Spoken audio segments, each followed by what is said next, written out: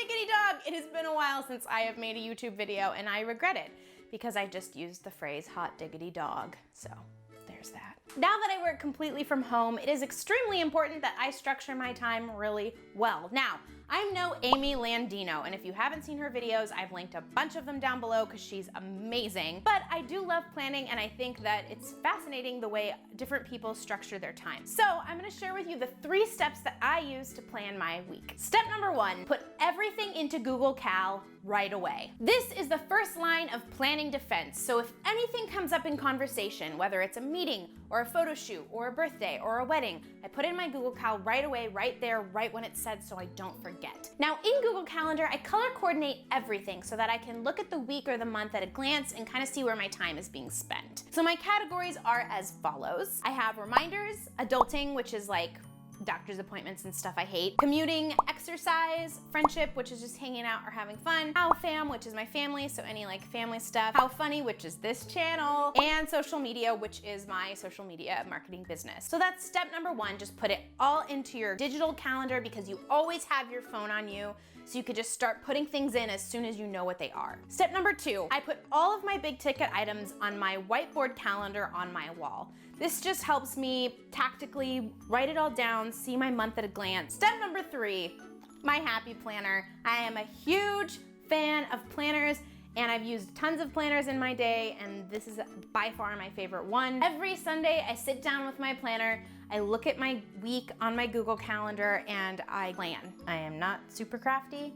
I just like to have something looks pretty and also like usable. Put a couple fun stickers on there. Gotta love those dots. That sticker says, find joy in the ordinary. It's kind of cheesy, but it's the stickers I have and it's better than a blank white space. So right now I'm just basically making the template for the week. So putting in where I know there's appointments. My phone is off to the side with my Google Calendar up, so I know the layout of what my week's gonna look like. I have social events this weekend, so I'm putting little gold stickers to kind of note that. And down below, you shall see that I keep a food and exercise little tracker. I'm not crazy, I still eat chips and stuff. I just like to, it just helps me be more mindful, I guess. Let me know if you do this.